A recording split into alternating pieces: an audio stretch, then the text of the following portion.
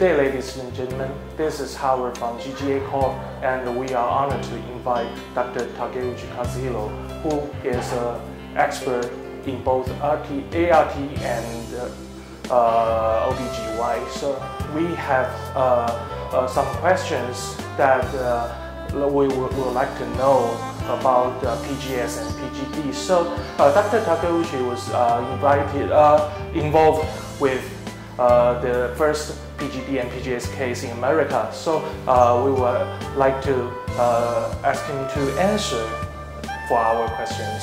Dr. Takeuchi, konnichiwa. Konnichiwa.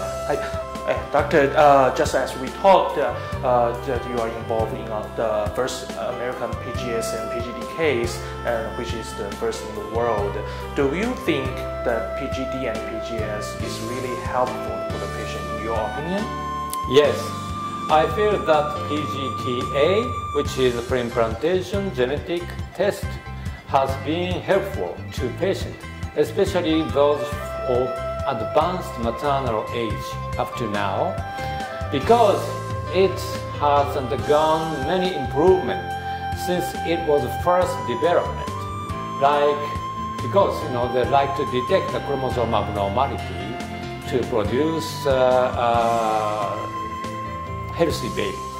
So, unfortunately, in Japan, we cannot perform this procedure due to ethical issues. I do hope that in the future this will be changed. It's a pity to hear that the Japanese cannot do this yet. In Taiwan, that when we have PGS and PGD, we always have genetic counseling before and after our test. Do you think genetic counseling and a genetic counselor is very important in this question related to PGS and PGD, in your opinion? Please let us know. Okay. I do think genetic counseling is very important for all patients.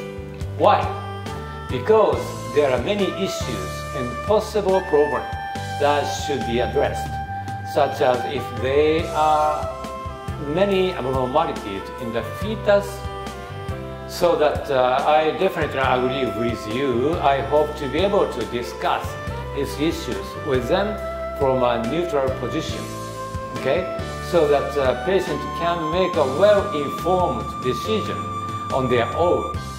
So with a counselor. So I definitely agree with you. We do need a counselor.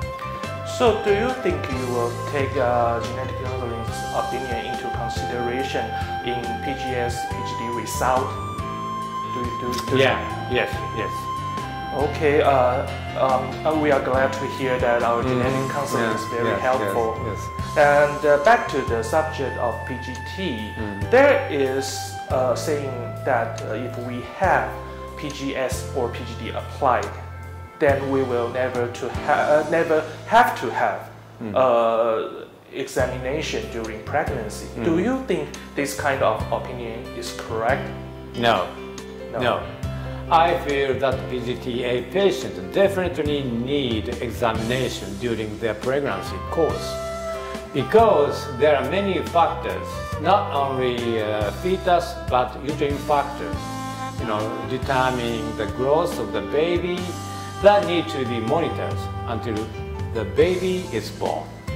So that's why I told you the examination is very important. Can you talk about your case in your clinic, which is the hardest situation and finally is successful in her pregnancy?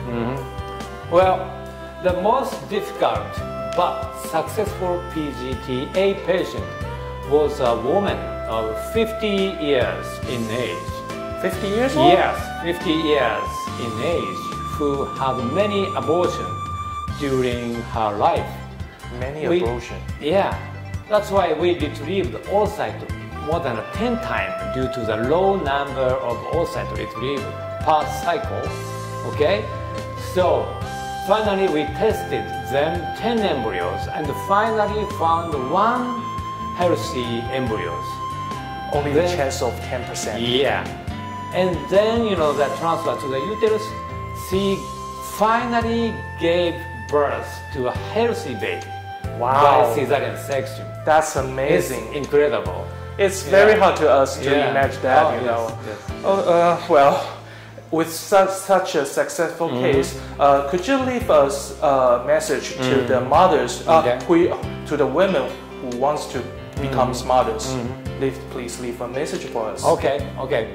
I'd like to say to patients trying to get pregnancy by doing a PGT-A, not to give up.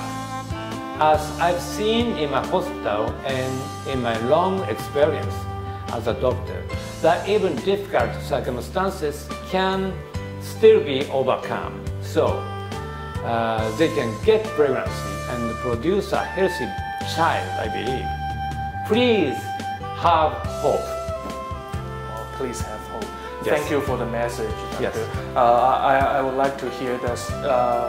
Maybe sometimes after Japan can have the treatment and all patients in Japan can have the baby as they want. Yeah. Thank you for the interview. Oh, no, thank you. Thank you. Okay.